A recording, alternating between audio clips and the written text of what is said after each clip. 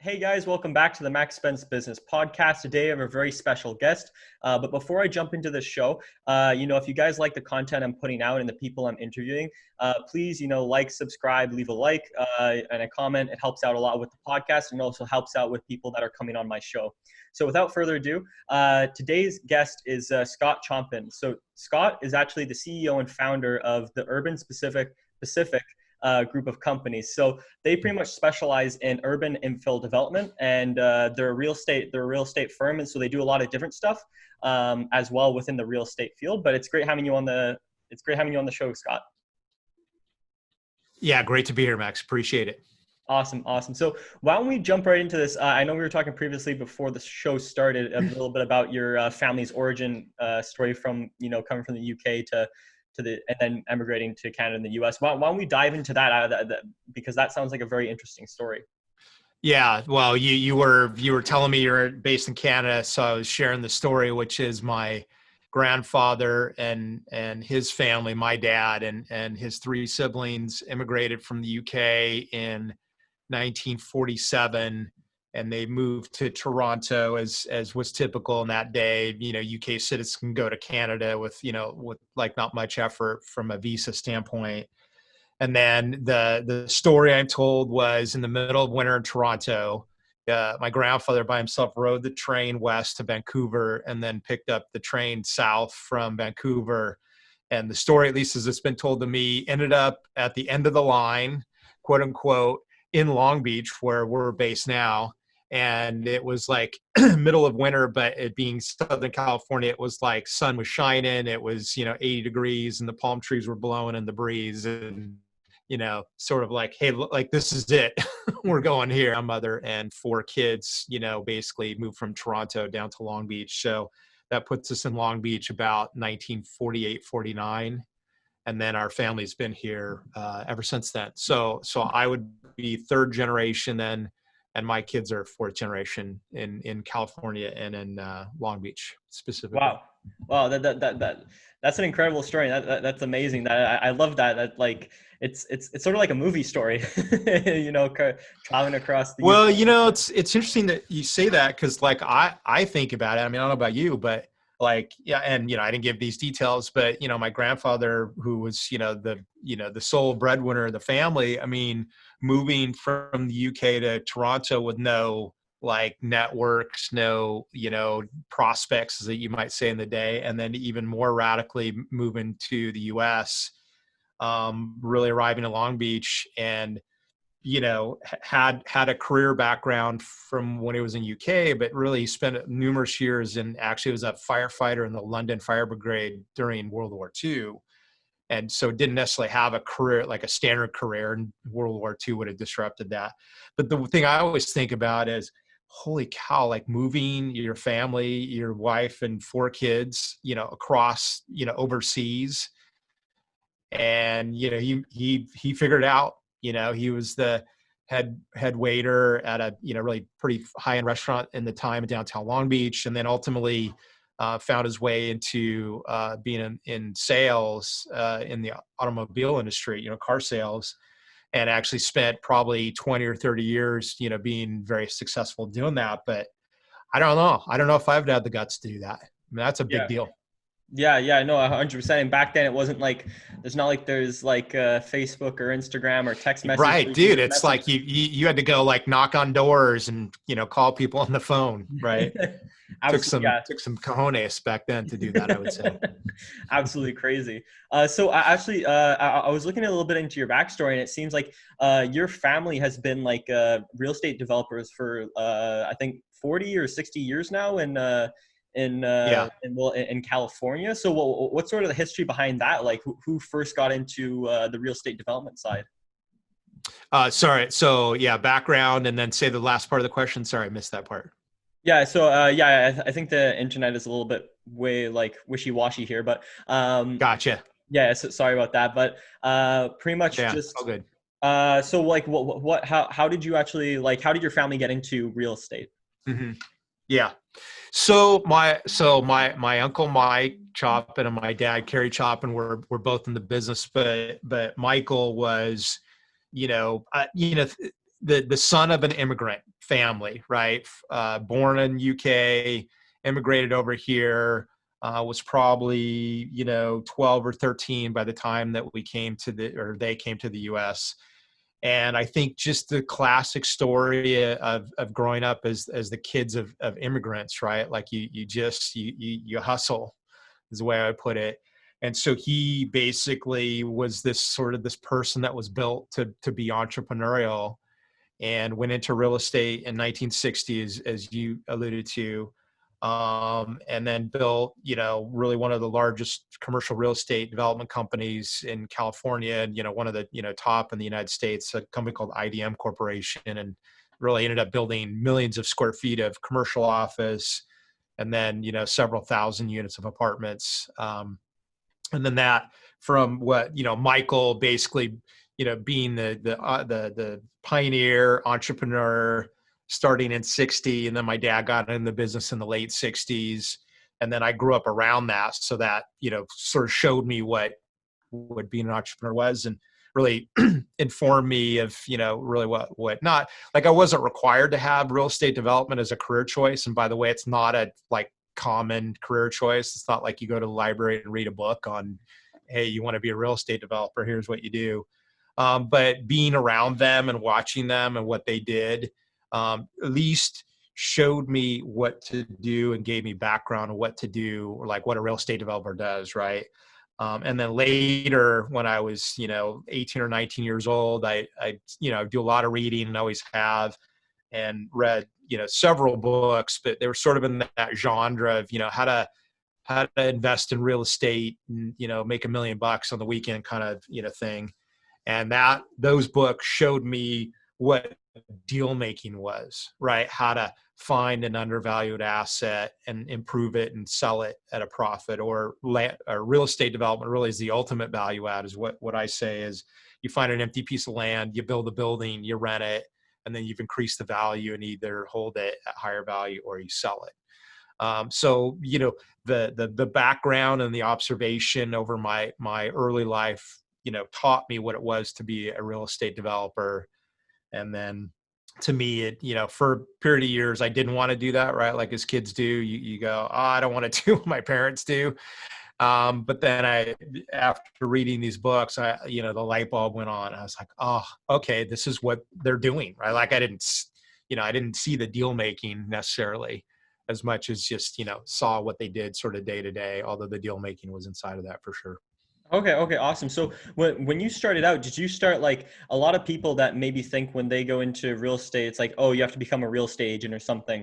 Mm-hmm. Did you get your real estate license, or did you just start finding out how to sort of put these deals together, raising capital, finding these properties? Like, how did you sort of start in the real estate business? Yeah, so great question. So for me, really, once I decided at like 18 years old that, hey, I know what a real estate developer is, I read these books about deal making. That sort of enlightened me on, like, what do you have to know how to do, at least at some level, or at least that's what I thought I knew. And after high school, I worked in the construction trades for a couple of years while I was still sort of going through this process of figuring out like what my career choice is going to be. And that sort of showed me what not to do, right? I didn't want to do construction and do that. Although, it's a good business and certainly a lot of great people doing it. It just wasn't going to be the challenge that I was intending, mental and knowledge challenge that I ultimately knew I wanted to. And so I basically, because I at 18, like, knew I wanted to be a real estate developer, I wanted to be a deal maker. For me, it was like I had to go get a college degree, business degree, finance degree, and then that would lead into some professional, career, starter kind of job. And I specifically knew I wanted to work for other people, because I knew, like, just very intuitively, that although I had the background through my dad and my uncle and working on sites and reading books, like, I knew there was all this knowledge to gain, right? Like, I needed to learn. So I really, basically, my path was to go work in the professional real estate development industry. And I got a couple early jobs. I worked for a guy named Mike Costa at a division of KB Home, which is a big home builder in the U.S. And I worked for the division of theirs that Mike ran that was an apartment development, division, syndicator and developer of new construction apartment buildings. And then I left there and for a little while worked for another company that did market rate, just pure like luxury rental housing. And I spent about 5 years, give or take, just basically early career development, learning how to be a real estate developer. Really, my job title was project manager. And working for Mike Koss, I had the great luxury of Mike's philosophy about managing projects as a PM was you ran it from beginning to end. Like a lot of people in real estate development or maybe home building, you go, hey, you're a land act guy. Hey, you're you're entitlement guy. Hey, you're the construction manager. Hey, you're the leasing person. And those career silos don't go together, right? But Mike's philosophy was, hey, you find a deal, you get the land together, you do the approvals from, the government approvals, the entitlements, they had the capital. So that was sort of already existing. You gotta manage this thing all the way through to the end when it's leasing up and then turn it over to the asset management folks. And I didn't know that at the time, but that was like the most amazing education I could ever have gotten because it really taught me what a real estate developer does, right? Like I went through the life cycle of many, many, many deals, ran numbers, you know, dissected numbers from other people's developments that we invested in, had to put them into our pro forma, had to look at their documents, had to review their deals. We also did our own deals because they invested in others, plus we did our own deals. And so like I got the crash course, and then I'll add one last thing. This is something for folks who are, might think about getting into the real estate development business. I worked with a guy at what was called KBMH or Choppin Multi-Housing Group, and he's to West LA, which if anybody knows the Southern California market, it's like a really long commute, like minimally hour and a half each way. So we were in the car 2, 3, sometimes 4 hours a day. And in fact, the guy's name is Mohana, and he and I still talk every once in a while. And he was like, "Dude, you were killing me." I asked him every question you could imagine in the morning. I'd go, "Hey, I worked on this thing yesterday. Hey, Mo, what do we do here?" And he'd go, "Okay, do this, do that, talk to this guy, hire this person, say this, say that." And then I go to work, I do those things, and learn some more. And then at the end of the day, I would go back and go, "Okay, you told me to do this and that didn't work." And you go, "Okay, well then do this other thing." And, the most like just like, I didn't call it a mentorship then, but that's really what it was. Now, Mo's just a sort of guy that, he's wants to get stuff done effectively. And, like he loves doing it. He still does it now, and was willing to answer all my million questions. So That's awesome. That's amazing. So I also want to ask you quickly, so with the, like in the real estate, so the real estate industry, there's a lot of different ways you can go. What has been the most like profitable and the most fun for you? Like, is it like the development side? Is it like yeah, a value add? Like you buy a property that already exists and you renovate it? yeah. Or like what's sort of been the most profitable and the most fun for you to do? So we've always been a real estate developer. I used to years past, like sort of mix that real estate investment and real estate development were like really, the same thing. And they are like two sides of the same coin in a way. I mean, they're both real estate projects that you acquire and value add and then, increase the value, that kind of thing. But real estate development really is its own gig. And the reason for that is basically one of the key differences between value add and real estate development is that you have the whole political process of planning commissions and city councils. And, you get into these municipal political processes where if you do a value add deal, you just go buy it. Yeah, maybe got to get permits, but you're, changing paint and carpet and doing landscape, but you're not doing structural changes, or at least, hopefully you're not and shouldn't be. You're not changing the configuration of the site. So you really like have minimal involvement with the local government, whereas real estate development, I got to find a piece of ground, an empty piece of land or underutilized. And I, in many cases, have to go to the, local government and have them approve my project. Like, oh, you want to build, 100 units of apartments on this site. Well, you have to get our permission, and you have to go through this political process. The planning commission, city council, and the neighbors are going to have input, and the planning staff will have input. And that's really the biggest difference. And that's also where a lot of risk is inherently exists for real estate development, because that can go against you, right? Like you can go to planning commission and they go, lots of neighbors hate your project, Scott. So sorry, we're going to vote against you. And then, planning or city council might do the same thing, what we call discretionary approvals. So, that's the most challenging part of it. I guess my to answer your question, what's been most fun for me, most profitable?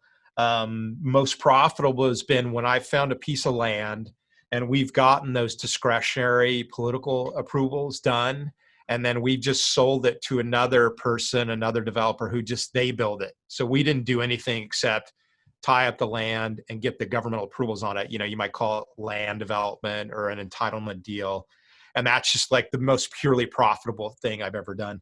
The funnest thing, the most challenging thing is what we're working on now, which is, we specialize in building a specific type of workforce rental housing. We call it urban townhouse, or UTH. And that's really been the most like enriching, valuable thing that I've gone through, because we can produce market superior yields to investors, which as a developer, that's our main job, is to produce profitable projects so we can get paid and make profit and also produce yield to our investors. But also UTH serves middle income working families, right? Like gives them a naturally occurring version of affordable housing. And that's been really great. Like I'm like, from a social impact and from just like my own like ethics, my standards of conduct, I would much rather be doing that, like, helping those families and producing a yield, than just, purely working for the money. So I would say, that would be sort of like my thinking most recently about what's been most fun and most challenging. I mean, development's always complicated and it's always risky. So, sometimes it's like, you got to love it enough because it's going to kick your ass like day in, day out. But it's like we can get these, personal satisfactions out of it, producing yield and helping families. Yeah, 100%. And that's what has always interested me about real estate, is that like, you take, like you're saying, you take a piece of land and then you create something that actually helps the community, or, like sort of like something that wasn't there, and now you add to the community and it gives housing and stuff for, like, let's say if it's retail or commercial office or whatever it is, it sort of gives something back to the community. And that's what I really love about real estate. It's like you're taking these pieces of land and changing it for the better, for the community and stuff. Yeah. In fact, it's interesting that you say that, because what I say about being a real estate developer is we're change agents, right? You like you described, you go into a neighborhood and there's an empty piece of land and you're going to build some project, whatever it is, you're like driving change in that neighborhood, in that city, in that location. And that is producing value if you do it right. But also, like the reality is, human beings around the project, most human beings don't like change, right? Like if you think about it really fundamentally, everybody likes stability and, hey, it's been an empty lot there for 30 years. I want it to stay that way, right? And this is when we get neighbors coming in to complain about the project. So like we go into the process knowing that we're disrupting the human experience in and around the project. And, in many cases, we'll find land that's already approved, right? Has the correct zoning already. And so what that does, we're not indifferent to the neighbors around us. We just don't want to subject ourselves to the political risk of neighbors that are pissed off and energized because you're producing change, right? Which is what we do. Like we always produce change. There's never a point where we don't like implement and drive change, right? And so sometimes the choice of project sites is informed by the fact that you go, oh, I don't want that political risk, so I'll just buy a site that's already zoned. This is one of the ways we make the UTH model like market superior yields is because we just don't do that political process in any big way. Like we do a little bit here and there. But I would say 9 out of 10 sites already have the zoning in place, and we can go straight into plan check, get our plans approved, permit ready, and build. Like we don't have to go to the political process to ask for approval. Or at least we try to avoid it. Okay. Okay. Awesome. So jumping now to like, let's say somebody who's just like, you've already given a lot of like good pieces of content, and you have an amazing story about, with your real estate background, how you got into real estate. How would you recommend to somebody that's maybe, you know, younger, let's say in their 20s, early 20s, or 18 years old, and they hear this and they're like, wow, this is so cool, like I want to do, I want to do what Scott's doing, like this sounds amazing, it's exciting, I want to like change pieces of land. What would you say for them to get into real estate? How like, if you were 18 again, how would you have done it? So I'll offer, if everybody goes to my LinkedIn profile, just look for Scott K. Choppin under LinkedIn, and you'll find me, and look at the articles that we published on that LinkedIn profile, and on my LinkedIn profile. And I wrote an article called 6 Ways to Build Your Real Estate Development Career. And in there, I wrote exactly what you're asking about. So I'll just offer a couple of things, but go read the article. It's probably our most widely read article that I've ever published, right? It's still getting comments like 3 or 4 years since I wrote it. But there's a couple things. So, there's no right or wrong path. Like earlier you said, hey, did you get your real estate, license? And I happen to have gotten it, but I got it years after I was a real estate developer. And, lots of different career paths that could lead to being a real estate developer, like legal, attorneys, accountants, real estate agents, construction people, architects, right? Everybody who's sort of involved in the real estate development process observes what the real estate development marketplace can produce, right? In profits and yields. And so a lot of people after a while, they go, oh, I'm going to go do that. And I don't say any of those are good or bad. What I'm after is, they're all valid pathways. It's like, what's the most effective? What gets you there the soonest, at the lowest cost, and at the least risk and least mistakes, right? So a couple things. One, I mentioned the mentorship before. One of the things about, anybody who's young, and I remember being a young, people who want to be real estate developers are like self-selected optimists, right? You can't be in this business and not be optimistic. Like you're going to figure out a way to get it done. And I can get it done. And that's an appropriate way. You got to have that, like fundamentally.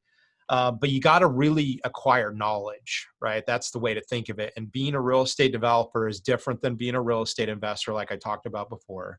And a lot of different things about the real estate development business that are just not normal. That they find a mentor and work with that mentor. And that can be any numerous versions of mentorship. That could be you find a land deal, right? And you go, I want to be a real estate developer. And then you go, I find another developer and I pair up with them in a joint venture. And part of the deal is you go, hey, let's do this deal together. And I want you to teach me. Like that's part of the deal that you would structure. Or you go to work for somebody like I described. I worked with that guy, Mo, and I didn't formalize a mentorship, but that's basically what he was if I look back at it. So you get a professional job in a real estate development company, and then you seek out knowledge from the people that you work with. You could have just a normal mentorship, like, hey, I don't work for you. I'm not going to do a deal with you, but you're in the business. And, either, like I can trade some, benefit back and forth that makes it worth the mentor's time. Sometimes people will pay other people to be their mentor. Hey, let me make it worth your while and teach me. But usually you just want to look for what can you trade that's of value, right? A land opportunity, time, maybe give time for free. My article says, hey, go get an internship and work for free for a year, right? And, people go, oh, dude, Scott, really? I got to work for free for a year? Like that sucks. And I go, I know, but you got to give some value to the person who's teaching you. Otherwise, they're not going to do it. Like if you go, hey, dude, teach me, you go, great. I'm, I got a company to run, or I got deals to execute on, or whatever, capital to raise. And there's got to be some value trade, right? And free time is one of those things that you can offer earlier in your career. I'll give you an example. I had a guy work with me, a guy named Mike Lanza, and he came on board really it's sort of this internship role. And he approached me and I said, hey, here's the deal. Work on this project. I'll teach you. You'll work for free. We'll do it for a year, and then we'll reassess at the end of the year. Well, when the year finished up, we didn't have a position. I always try to, when we take on interns, to have a role for them to go into if there's one, like a actual paid position. It just happened to be when Mike was done with his year, we didn't have a role. Of course, he was, wanted to go make money, and I totally respected that.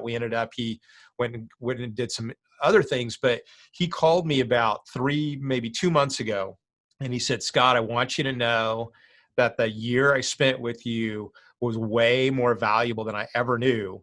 Only did that value show up when he went to go, basically, he just got accepted in the at USC's master degree of urban planning. He got accepted there, but he also got a full-time job working for a nonprofit affordable housing developer. And when we talked, and it was all good natured, I was like, hey, how did the interview go? Like, did the stuff we worked on, did that help? And he's like, dude, I knew exactly what to say. I knew what they were after. I knew what a project, hey, take it from A to B to C to D, right? The life cycle of a project, working with the city, getting the permits, all those, there's a million of examples of those things that you learn. But that shows up for people in the real estate development business. So if you're the person hiring somebody, you're looking for somebody who knows those things, because they're not normal. Like, even if you were, like, I get asked this question a lot, and this will be in the article that people see. They go, oh, hey, how about if I started a construction career? Yeah. So what I advise people who are thinking about a construction role to start their development career, I usually advise them not to do that, because it doesn't teach you all the many things that you need to know as a real estate developer: running pro formas, land acquisition, managing architects. Construction teaches you construction, of course, but you need to know how to, manage property managers and leasing process and asset management. And so I always advise people, like do an internship or get a mentor or do a JV in order to immediately expose you to the real estate development domain, so you can start to get exposure to all those different aspects of development, right? Because the sooner you can see them all and manage them all and have somebody teach you about all the different component parts, the sooner you're going to be up and operational with your knowledge to be able to skillfully, execute on a project. Where construction will teach you how to build a building, which is great, nothing wrong with that, but you're not intending to have a career building buildings. You want a career as being a real estate developer that, oh, by the way, manages somebody else who builds buildings, right? So it's like a subsection of development, and you don't want to build your career in that. The other thing, and why I advise people, is that when you go to interview for a real estate development role, when you say, oh, I worked in the construction field as a project manager, or maybe in the field, real estate development people know what that is. And they also know, if you've never done anything beyond that, that you're probably limited in your capacity to deal with the other characteristics. So you get pigeonholed, right, in a way. And I'm not saying real estate developers go, oh, construction people suck. It's not that. It's just, it'd be the same as if you were an architect. Now, it happens to be that architects are really involved in that front end political process. Like, they deal with that a lot, and they design the buildings and go to planning commission, city councils. So even an architecture career has like a broader exposure to sections of real estate development knowledge base. But I'm a proponent of just you got to get into the role whatever way you can, as an intern, mentee, JV, as a career. Even if you went to work in the mailroom at a real estate development company, is probably going to be better than going into construction or any other narrow field. Let's not pick on construction here. Yeah. Because you ultimately want to get exposure to everything that a real estate developer does, which is a lot of broad, different things. One day I might talk to the architect and designing the building and laying out a site plan, and the next call I make is to this city council person to help him raise money, or him or her raise money. And, hey, how's your council race going? And, hey, what do the other council people think? And then the next call, I'm raising equity. Yeah. Next call, I'm talking to the construction lender. Next call, I'm talking to the property manager. Hey, how's our leasing of units going, right? And because I've had exposure to all those, and and had mistakes, in every sector of that, and learned how to do it, and also now I know to work with networks of people who know that stuff better than I do. So right now, and where I'm at my career arc, it's as much about having knowledge and a good team, vendors, employees, team members that know how to do that better than I. Like, I have this great civil engineering firm that we do a lot of work with. I know a lot about civil engineering, but I don't, other than managing the process efficiently and try to be creative in the problem solving to get over breakdowns, I don't need to know how to be a civil engineer. And in fact, I'll say, hey, you know how to do that better than me, go do it. Yeah. And, Yeah. I know what I know what the objective is. I know the direction we want to head. I know I want to keep costs down and maximize profits and expedite most quickly. But beyond that, I don't do engineering, right? As an example. And that's true for any of the domains that are involved in real estate development. Yeah, yeah, well, 100%. And it's like, it's related to other businesses. Like, you're pretty much, for that one project, is like you're the CEO, right? Of your, like, you're putting everything Mm-hmm. together. You're bringing the right people in. You're connecting the right people with the right people, and sort That's of right. managing the whole thing. And sort of, like you were saying, is like you're talking with the city officials and making sure they're all good with it, right? Then you have your Yep. specialized, architectures, and then you're raising capital and all this sort of stuff. But you're Yeah. bringing all people in, and then you're managing and sort of, um, yeah. So like, I was trying to look for another word to describe it, but I have an example for you. yeah. Let me share an example I use to answer what you're just talking about there. So everybody knows what the conductor of an orchestra is, right? It's the guy up front, guy or gal up front directing. But if you look at what that person's job is, usually they're going to select the music. They're required by the board to produce a great event or great music or great concert series. They may be responsible for bringing the team of musicians together. And so the example I use is the conductor knows what the violinist should play and how it should sound and how it should fit with everything else, and the volume and the tone, but they don't play the violin. Like, if you said, hey, go play that violin, they go, I don't, but I know exactly how it should sound, and I'm after a certain objective, right? And I mix it all together and I make sure it all happens and I manage it. So, you sort of sit in an overview position of looking at everything, making sure it's all coordinated, that it's working well, that it produces a good, event or concert or music piece at the end of the day. The other example I use is movie production, right? Like, a movie producer, they find the script, they hire the actors, they hire the director, they raise the money, or they put the money in themselves. And then they basically are responsible for marshaling the whole, project through its cycle of development to the end, which is to basically produce a great movie, hopefully, and then launch it out in the public and hope that it's successful and makes a bunch of money. Yeah, yeah, 100%. And that's yeah, you said that a lot better than what I would have said. But yeah, that's actually that's a great example with the orchestra. And like you're Mhm. saying, it's like they know, like they're just bringing it all together, right? They're Yeah. not like, they're not an expert violinist or like an expert engineer, an expert architect, but they Yeah. know where to find one, and what Mhm. they should, that architect or the violinist should be doing, right? That's right. So That's exactly right. which is really interesting. So I sort of want to touch now on, is like, what are some course, like when you're first getting into it, what are some core skills that you should be focused on learning? Is it like pro formas? Is it like Yeah. networking? I know, like, this is like you should be doing all of it. But Yeah. like, Yeah. but like at the beginning, it's like, what do you sort of see as bringing them, like, as a new person that maybe doesn't have much knowledge, and you're Mhm. trying to get into the industry as fast as possible and like with most Yeah. efficient. What? Well, there's a few different answers, but I think I would probably start with like running pro formas or financial modeling, right? If people aren't used to the word pro forma, but it's a pro forma, financial model where you plug in all the variables of the project: rents, costs, land cost, time. All those things are put into this, financial model, usually an Excel model traditionally. And then, this model should tell you as like a result in some sort of yield or internal rate of return number, does this project work?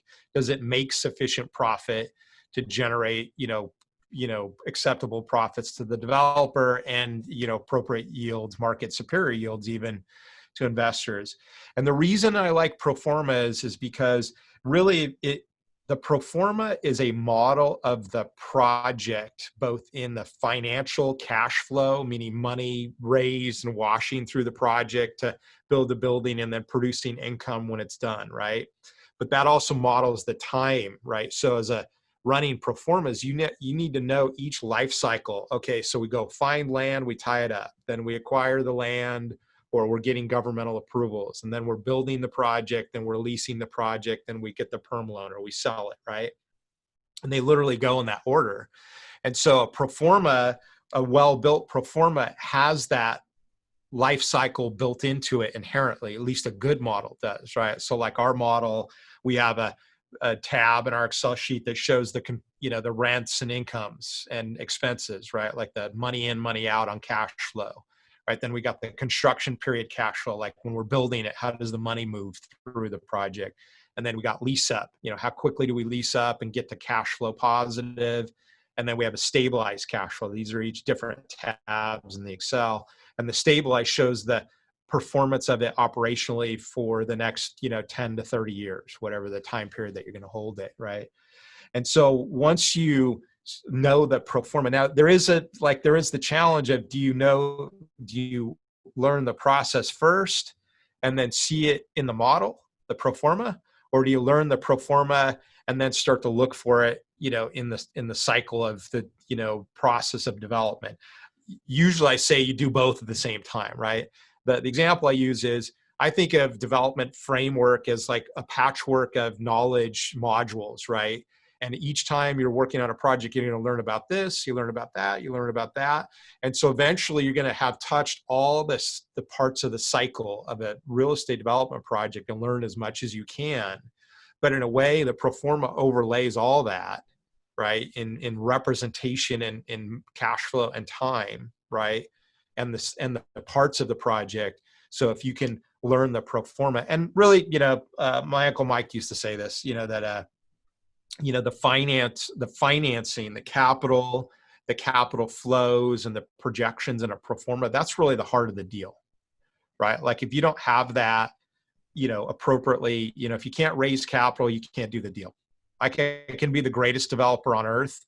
If I can't raise money from investors, if I can't show a model that produces a return and pick up the right project to produce the return and execute it effectively to generate the returns, then, none of those matter if I don't have the capital to actually do those things. Like I could be the greatest execution project manager on earth. If I don't have capital, then the deal doesn't go. Like, so that's the heart of the deal. So, when you learn about the financial structure, the capital stack, the pro forma modeling, and how money, cash flow, and time work in the deal, I think that's that's one of the first things to learn. But I would say probably every other people might go, no, don't learn that first. Learn this other thing. So I think this is just an interpretation. But I like anything that can demonstrate to me like all the parts of a project. And although the pro forma doesn't show you the political process, it has the political process time in it. And you go, oh, okay, this comes, you get the land, then you do the governmental approvals, then you build it, right? It always goes in between those two, right? And a pro forma will show that to you. Yeah, 100%, and I agree with you. With that is that that should be, and I've heard it from different investors that should be one of the things you prioritize first, is learning the financials and really understanding the financials of how, like, because that's the heart of the business, right? Is understanding where's money, how is money coming in, how is money going out, all understanding all that sort of stuff. And a great guy who sort of like that's how he sort of got into real estate, was like he's 25, and I don't know if you heard of him. His name's David Choppin. Mm-mm. You never heard of him? Okay, so No. so I believe he lives in Texas, but he's a young guy. He's 25 years old. He started real estate when he was 19. Like, he raised money, syndicated two 12-unit deals when he was 19 years old. which is Hmm. pretty crazy. But what he did was he Yeah. learned financials and he built a financial model for himself. And Yep. he understood that first, and then once you understand Yeah. that, you can then bring that to investors and other people and say, hey, this is like Right. the return we're going to be offering you, like you were saying. So let me, that's actually a great point. And this is a commonality between real estate investment in any income producing properties and real estate development. The pro forma will demonstrate both or either, right? And so one of the things, like I advised a guy who was, he was like helping us with some like internet marketing, digital content production. And the trade I made with him was his time for my knowledge, about learning about real estate. And so we spent a few months working together that way. And basically what I advised him, and this sort of fits with this example you're given. I said, hey, I'm going to explain to you generally how a deal works. Like you collect rent, you pay operating expenses, that produces NOI, right? Then the NOI is used to value the property, and then you want to buy it for less than that value, fix it up and increase the value. That'd be a typical value add move, right? I said, go out and look at 100 deals. Don't plan on buying any of them. I just want you to go through an underwriting process on every deal, talk to the broker, get the rents. And then I said, do that. And while you're doing that, build yourself your own pro forma. Really basic, rents in, operating expenses, NOI, little cash flow, right? Like assumptions page. Here's my cost to land. Here's my cost to improve it, right? You could probably do it on one Excel tab if you were really efficient about it. And by doing that, you have to dissect the deal enough to be able to represent it appropriately in any pro forma, right? So I described the pro forma early as like somebody would have a model and they would learn the model, but somebody else built the model, right? Like that's how, when I went in and worked for my Costa, he already had a model, right, an amazing model, pro forma. And so I learned that. But at the same time, like you described, sort of coming up from the street level, is the formulas for income producing properties and how to value them and how to underwrite them for yield is not that hard. It's not really when you look at it fundamentally. So you said the guy's name was David? Yeah. David. So David, learned that, and he probably talked to brokers and he probably talked to appraisers and bankers and, built the model, and people looked at it and go, oh, that didn't work. You got to fix this, fix that. Maybe had a mentor, right? Like, we don't know the backstory, or maybe you do. I don't, of, being able to, because, most people don't know how to, most people aren't even thinking about multifamily at 19. Yeah. So there's something in his background, and good for him, right? That gave him, hey, have you ever thought about multifamily? Get in early, and particularly when you're 19, dude, you have no overhead, you have no, minimal living cost. Like you can trade your time. A lot of people will help you because if you are asking the right questions, hey, I'm David, I'm 19, I'm trying to figure out how to, I want to be in the multifamily business. Hey, would you teach me how to do this thing? Right. That's super valuable, and you have maximum flexibility. So I'd always encourage, that's a different way to do it. I did it the professional, college degree, career development, because I knew I wanted to go straight into real estate development. I had no interest in being an investor or flipping homes, although that wasn't even a thing that people thought about when I was 18 or 19 and when I finished college, and that's fine. Yeah. I mean, nothing right or wrong with that, just different. Yeah. But yeah, I mean, you could, in your example, you could probably, if somebody was really efficient in their learning and they dedicated all their time to it, you could probably be relatively effective in the investment, build a pro forma, underwrite deals, know good deals, and raise capital within a couple of years, maybe faster. I mean, if somebody was really, really after it and had the right mentality about building your network of people that can teach you and you can produce value for them in return, there is no limit to the amplification and velocity that you can produce in that. In fact, 99.9% of people, including myself when I was young, you waste your time by like fucking around with, different things when if you were really focused on it. But the thing is, most 19-year-olds, including myself, like you're not like dialed in that well. And I feel fortunate that at 19, I was dialed in. I'm going to be a real estate developer and I'm going to go to college and do career path and then work for myself eventually. That's just one interpretation of it. But you don't need a college degree to be a real estate investor or developer, which David's example clearly demonstrates. Yeah, yeah, 100%. Yeah, it's like I'm 20 years old, and I can speak from sort of my point of view is that like I'm interested in real estate and I want to go down the development route, but at the same time, it's like I'm like you're saying is I'm messing around like because I'm trying to figure out like at my point is what do I really enjoy doing, like what like Hmm. sort of like and I want to explore everything Yeah. that like different options and stuff like to see like, oh, am I interested in this, am I interested in that, right? Yeah. But I mean, like the majority of my friends, it's like I'll talk to them, and it's like yeah, it's like to be honest, like the majority of people at 18 to 20 to 22 years old don't really know what they want to do, and that's completely fine because it's like Yeah. you've like to be honest, you've only been like really been at out like just got to adulthood and started experiencing what the real world is like and what real like jobs Yeah, are. for like a couple of years, or Yeah, a handful of years. Yeah. yeah, And I will say, differentiating between when I was that age and now, I mean, the knowledge base that's available for free via YouTube and podcasts and blogs or whatever sources you might find is phenomenal. I mean, I tell my kids this all the time. They're like, "Hey, Dad, how do I do this?" I go, "Well, go Google it or go find on YouTube." The other day, somebody was asking me, "Hey, I need to." I don't even remember. It was like some marketing move, very obscure request, and in a domain I didn't know anything about. And I go, "I don't know about that," but I told the guy, "I bet you if you search it on YouTube, somebody's made a video about how to do this marketing in this domain." And I went and did it. I did the search, and holy cow, it came up, right? Like dead on that really super narrow, tiny little thing that you would just never even think of. I will say this though. In fact, I'm working on this. The YouTube space for real estate development is actually relatively weak, I would say. I mean, it's probably getting better as time goes on.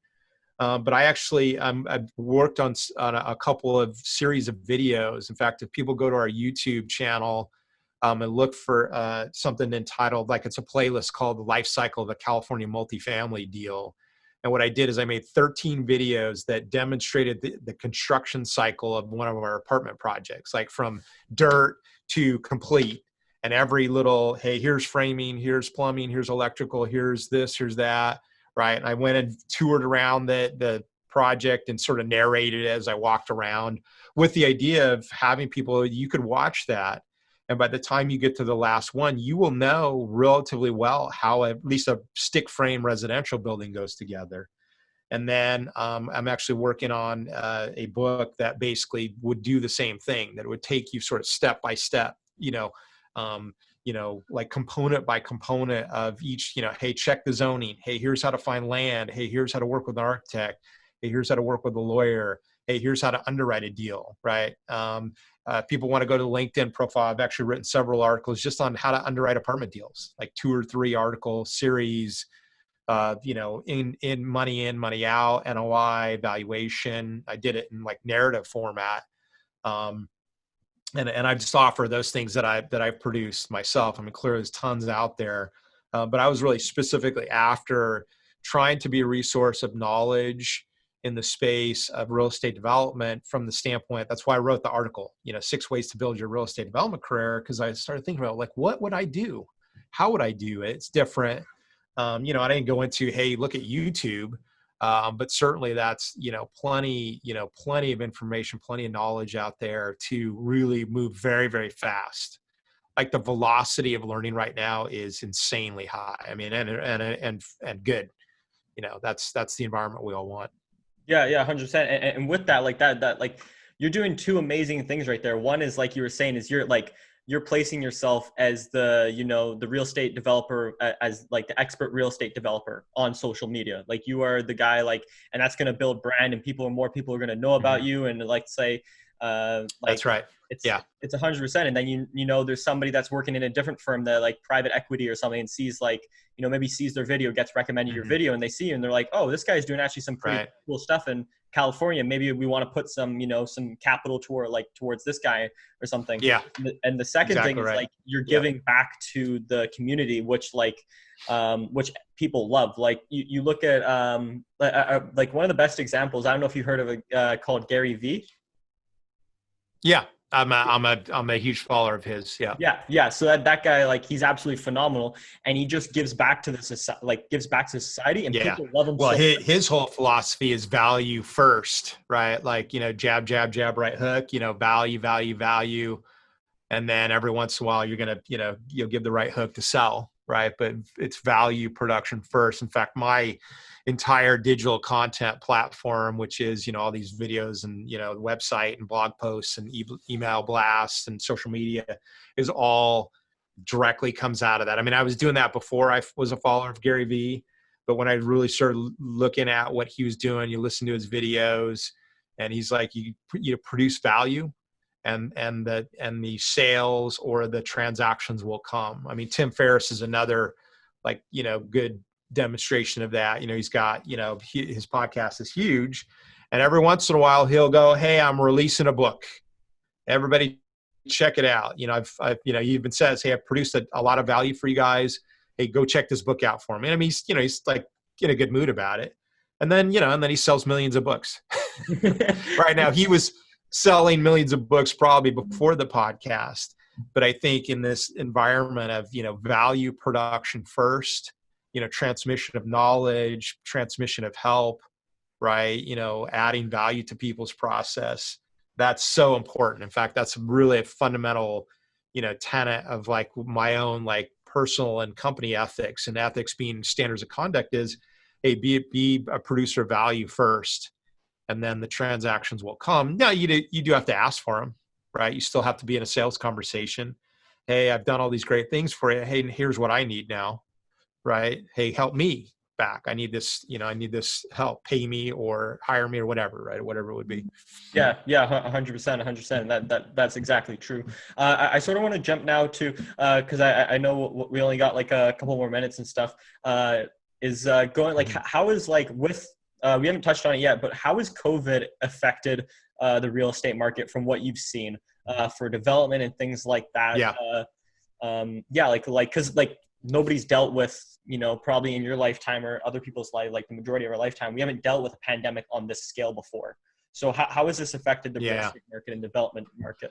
Well, so so I'll answer a couple different ways, just sort of like general assessments of what I'm reading. I mean, I probably read, I probably subscribe or via email to every major multifamily market report that exists in the marketplace, at least all that I can find and hunt for.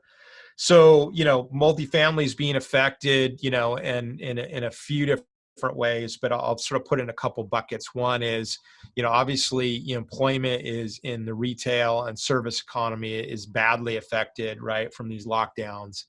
And that's impacting those people who would be employed in those situations or those companies and how they rent. Now, obviously, most places have eviction moratoriums. We're based in California. We have, some of the most, radical eviction moratoriums that exist. So that sort of protects people for the time being. But we're seeing a couple things happen in that multifamily domain as a function of coronavirus. One is in the brand new A product, right? Like just finished brand new construction, luxury, mid or high rise. We're seeing that those are generally going to be studio and one bedroom units predominantly, maybe a little bit of two bedroom and markets outside of, urbanized areas. But we're really seeing, velocities of leasing and the rents associated with those new units to be impacted probably most out of everything that we've seen, right? Those are just finished the building, brand new rentals. Usually those guys are going to try to get the highest rents in the marketplace because they're brand new and the best product and, best design and all that kind of stuff. So, the stats are different depending on who you talk to, but, we're probably looking 4 to 6% decline in rents in the time being. So the A products being affected, of course, because they're delivering brand new, right, and highest rents. And importantly, because they're studio and one bedroom units, they're impacted by the single earner households most, right? Like if you live in a studio, you're probably younger, You probably have your new job. Maybe you live with a, husband or wife or a girlfriend or boyfriend, but you're not living at, 3 or 4 or 5 people. And you usually will have one income. Maybe you live by yourself. Well, as soon as that person's employment situation changes, they can no longer sustain the rent in that unit, at least viably. And so they're usually going to move out, and maybe they move home or they move in with roommates. Right. And so then there's that A product. And then usually what people do is, in a recession environment, they'll start to move down, right? Maybe they get a roommate situation, then they move into a little bit of an older building, a B product, right? Not brand new, but still really nice. And then, then you got C product, where people might, even move in there if they have to really downsize in their incomes, right? They would go there. But this B and C, and really C predominantly, is where that working class tenant is, the person employed at the restaurant or the retail. So there's some arguments that like C product's going to get hurt, as much, if not more, than A product, because this is where the population that works in the service economy that's laid off or businesses closed is happening, where the A product is the higher income earners. Now, I think we'll probably see both those depending on the market that you look at. Right now, at least statistically, that A products having the most rent decline, right? And in California, we need to be careful because it's rent decline, but that's from like growing at 5% a year, going down to 3% a year, 2% a year. It's still growing, it's still positive, but it's like the rate of change has fallen, even if it's still positive growth. Now, we may see like second, third order effects where the rents actually will go negative, right? Like they'll start to drop from what they were last year versus slowing down in growth, right? Our product, the UTH model, sort of fits in between the new A and the old B and C. We're a new product A, like style of building, but we locate in working class neighborhoods, so call it a B and C neighborhood. And most specifically, we build a 5-bedroom, 4-bath townhouse rental product. So we're where people move when they move out of the studio. Like they'll get roommates and they'll move into our unit because they can cost share amongst more roommates. Or, adult child moves home with parents and they start to share incomes and expenses across the family group, or in-laws move in, or grandparents move in, or, aunt and uncle, right? They combine together and then move into our 5-bedroom unit. So we're completely contrarian to this marketplace right now, meaning we're accelerating in this downturn because we're the place where people go, right? So I think that's sort of generally what we're seeing in the marketplace. And I do think, we're in obviously highly disrupted and unusual, like no one's ever had an eviction moratorium. That's like, who knows? Now it's going to start back up, where evictions will start back up. So people are anticipating huge vacancy in all apartment sectors. But again, it depends on the market. I think, everybody was, there's something called the rent tracker that the National Multi-Housing Council does, where they track a portfolio of, some millions of units, and the rent payment, how are these people paying? Are they paying on time? How much are they paying? Are they late? Do they not pay? And it's been tracking around, like 1 or 2 basis points below what it performed at last year. And it has not fallen off the cliff yet. People keep saying, oh, in May, it's going to fall off. Oh, in July, the stimulus, the federal stimulus and employment money's fallen off. Then, August, we're going to hit the wall. Nope, hasn't happened even through September. We're below 2019. So we're not like, increasing. But I have stories of people that I know that are collecting, 99% rents. And part of the logic is like, look, people know that they have to have shelter, right? It's a fundamental biological need for humans. Maybe they need to arrange the format to be more cost effective. Like, moving into our units would be one of those, or, hey, I share a bedroom with a roommate, or I move home with parents, or whatever, right? Like there's different versions of that. But the reality is, in a recession, people do act economically defensively, right? But they still live somewhere. They're not moving nowhere. I mean, maybe some people become homeless, and that would be unfortunate. But the vast majority of people are going to reconfigure, but they're still going to live somewhere. And so the task then for the developer or the owner of assets is, are you an asset owner that is recession prone asset, or are you an asset owner that's recession resilient? That's a differentiation we're making right now. That's a new differentiation for us, a new narrative where we're saying, hey, we are and are going to work to be more recession resilient, which is in a recession, people move into our units and actually amplify and add velocity to our business plan, which isn't typical, by the way. Like, this is totally contrarian and uncommon, but we designed the workforce housing to, in fact, be that way. And that was sort of one of our original tenets of the business plan. Oh, okay, okay, yeah, yeah.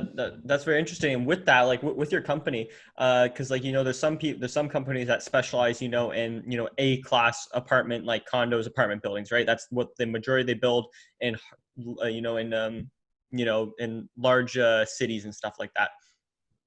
Yeah. So have you been like sort of positioning yourselves as like, you have a portfolio of like the work housing, and then you also have a portfolio of, let's say, like maybe better, like higher end asset classes at all, or are you just focusing primarily on? Totally on the workforce housing space. To just give you a real, direct answer, we in 2016 basically divested ourselves of all the assets that we had developed up to that time period, except two we kept, which were affordable housing projects. So really, truly low income housing. But everything else that was market rate, just luxury A product. We built a 453 unit deal that we JV'd with Lennar in Denver, in a city called Westminster in the Denver metro area. We sold that in 2016, right? Because we just said, like, we're like, you could see in 2016 that there was a wave of new product coming online. A lot of, like, the pipeline was getting full. Like in Denver at the time when we sold, there was like 25,000 units in the pipeline, right? And markets like Denver, and you see this in Texas, where when the market gets good, the development industry expands rapidly, and a lot of units, a lot of supply, right? That doesn't happen so much in California.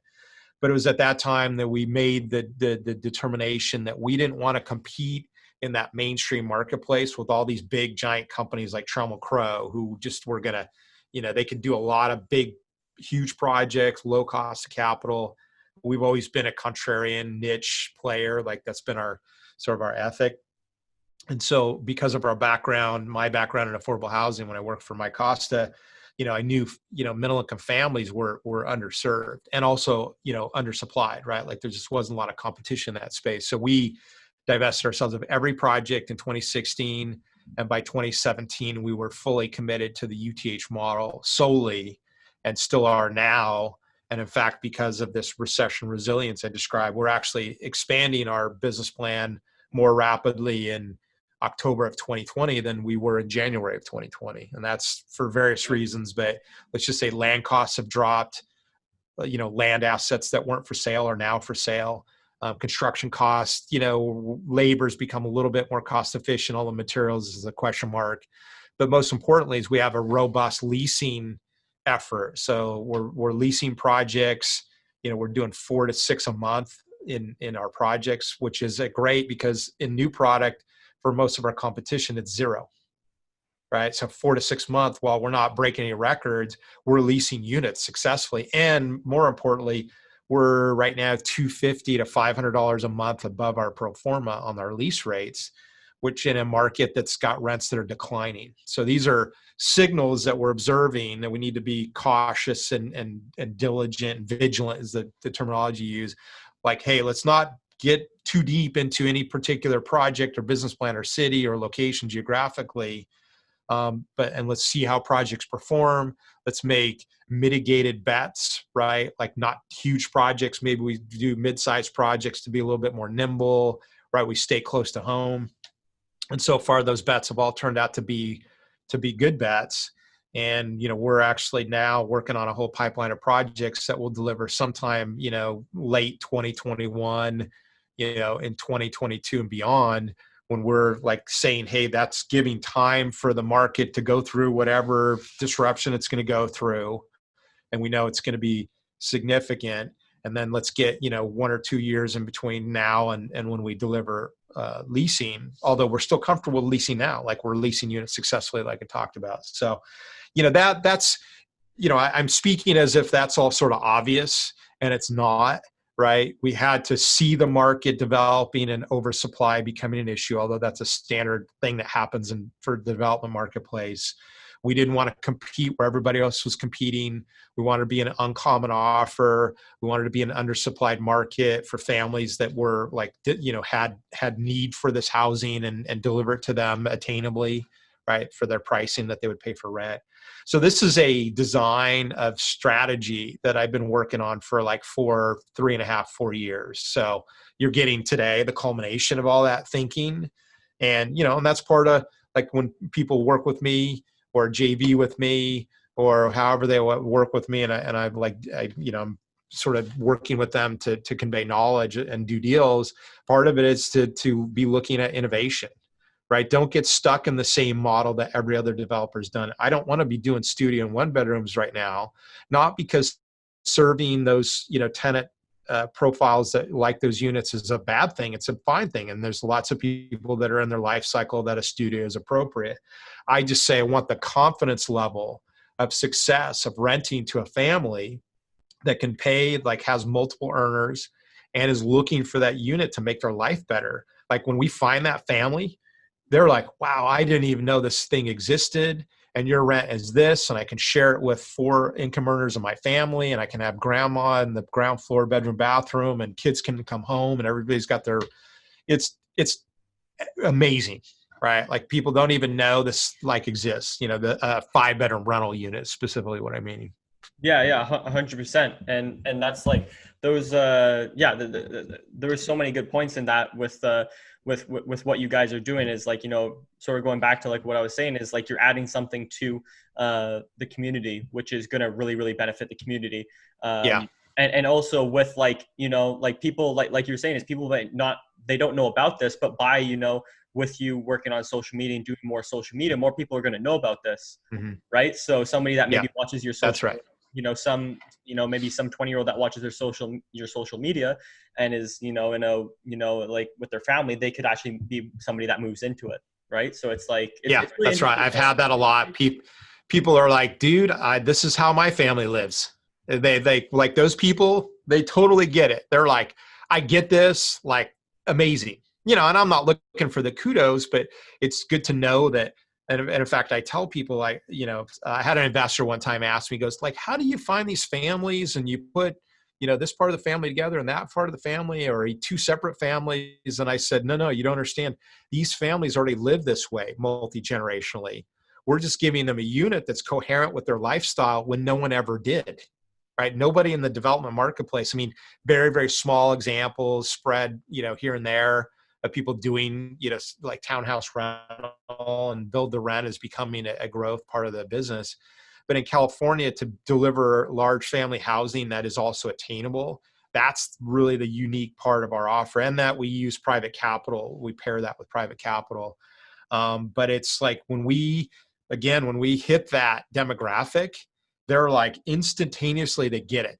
And part of it's that they just never had the opportunity to necessarily have that kind of a space.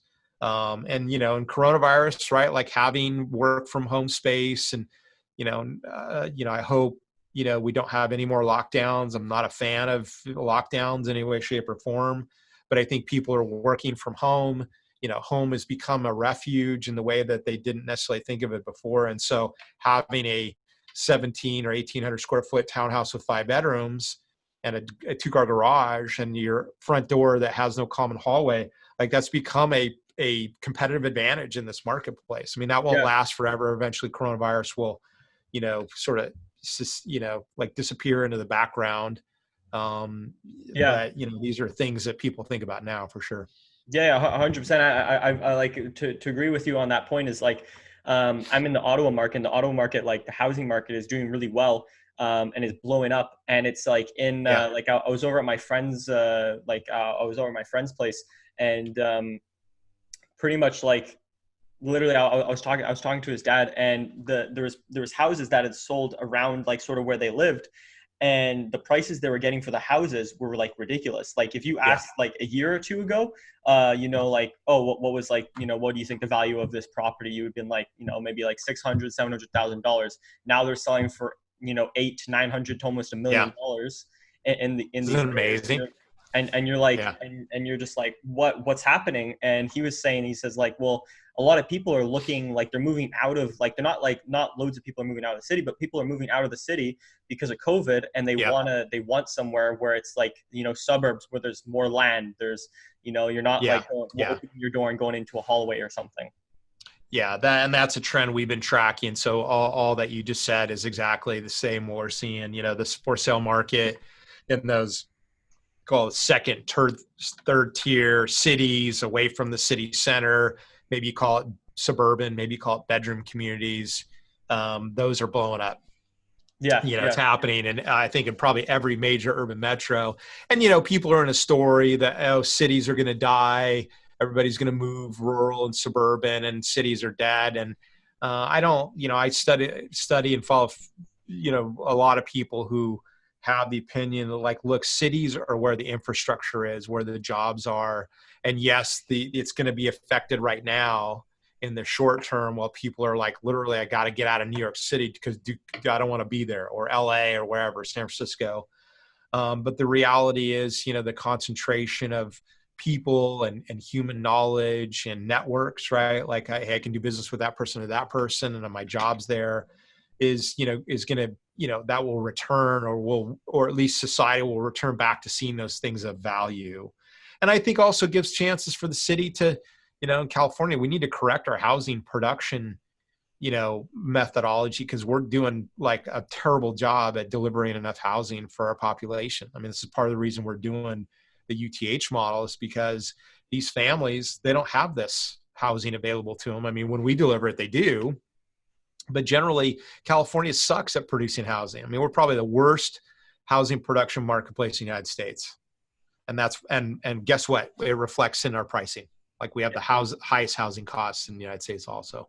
Or yeah, those logic, that math works together. There's a reason yeah, one leads to the other. 100%. I know we're coming to the end here, but yes, thank you again, Scott, for coming on the show, and Great to be here. yeah, like giving all the value that you've given has been amazing. I highly recommend, guys, that you go check out his LinkedIn, Scott Choppin, and you go check out I believe it was the six ways to get into development if you're interested in real estate. 100%. Lots and lots of good information. And also, where can people find out more about, your YouTube, LinkedIn, or other places that they can find out Yeah. about what you're doing? So, yeah, appreciate that. So a couple things, for you guys, what I'll do is, if people send me an email, it's Choppin, Choppin at Urban Pacific. Tell me, saw us here, saw it on your podcast, and then we'll send you an ebook. And that's basically how to survive and thrive in a recession, which I think is a good subject matter today. So I make that offer for your listeners. If people want to go to our website, www.urbanpacific.com, go to the investor education section. There's a ton of videos, articles, it's like the database of all these things. You go to LinkedIn if you want, but the investor education section has like the totality, the collection of it. So I'd encourage people to go there. If you go on the website, there's a red button, hit that, and that'll sign you up on our Saturday email list. And we're putting out every Saturday multiple articles, market updates, market trends, things we're observing. So a lot of the stuff that we talked about today, we share that in, the articles, the source material that we're finding. We do this research anyways. We're just sharing it with people on Saturday mornings, to help them learn also. Yeah, 100%. And guys, yeah, if you made it all the way to the end here, yeah, go 100%. Go check out what Scott's doing. For myself is like, if you guys can go over to Apple Podcast and like and leave a review of the podcast, that helps out a lot. And again, thank you, Scott, for coming on the show. Great to be here. Appreciate the invite.